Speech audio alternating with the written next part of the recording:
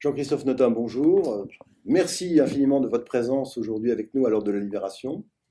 Alors, il y a 20 ans, vous avez écrit votre premier livre, 1061 Compagnons de la Libération, et vous en préparez un nouveau aujourd'hui, mais qui est sur la base des entretiens, des échanges que vous avez pu avoir avec 130 compagnons de la Libération à l'époque, c'est-à-dire entre 1997 et 2000.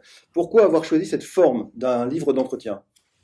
Parce que le livre sur lequel j'avais utilisé ces témoignages, donc en 2000, 1061 compagnons, était une fresque historique. C'était vraiment ce qu'ont fait les compagnons de 40 à 45. Et donc j'ai en fait très peu exploité les témoignages de cette époque. J'avais beaucoup échangé avec les compagnons, que ce soit par écrit ou par oral. Et donc il fallait absolument restituer non seulement la guerre, mais l'enfance des compagnons, leur engagement et leur après-guerre. Donc un livre d'entretien s'imposait. Également pour que l'on retrouve le ton des compagnons. Oui. Ça c'est fondamental, les compagnons étaient une espèce très particulière, avec beaucoup de distance et d'humilité, ce qui d'ailleurs peut expliquer la difficulté que l'on pouvait avoir à les approcher, et qui explique que j'étais en fait le premier à recueillir autant de témoignages en 2000, c'était quand même 50 ans après la guerre. Donc il y avait beaucoup d'humilité, beaucoup de distance, beaucoup d'humour. Oui. Donc ils avaient le don pour raconter des situations vraiment terribles de manière avec beaucoup d'humour. Donc ça c'est restitué dans le livre d'entretien. Et également, donc un des traits fondamentaux qui pour moi définit le compagnon, c'est la force de caractère.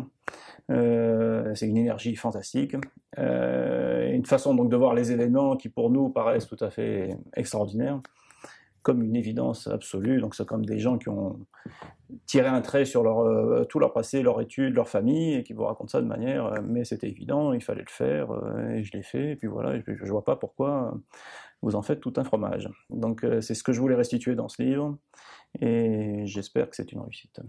Alors par ailleurs, il faut dire, et on vous en remercie très sincèrement, que vous avez fait le choix de remettre, une fois ce livre terminé, toutes vos archives issues de ces entretiens et échanges à l'ordre de la Libération. Est-ce que vous pouvez nous dire pourquoi ce choix ? Alors pour moi c'était une évidence. Même à l'époque, je me disais, même en recueillant ces témoignages, qu'il fallait absolument qu'ils reviennent à l'ordre de la Libération. C'était pour moi une manière d'ailleurs de témoigner toute ma reconnaissance.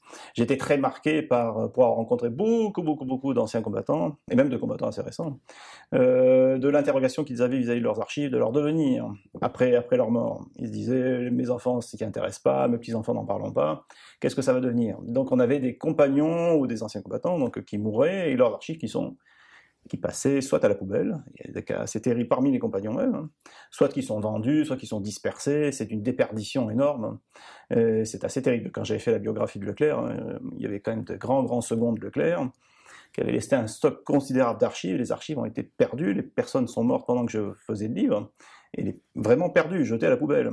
Donc je ne voulais surtout pas que ce soit le cas.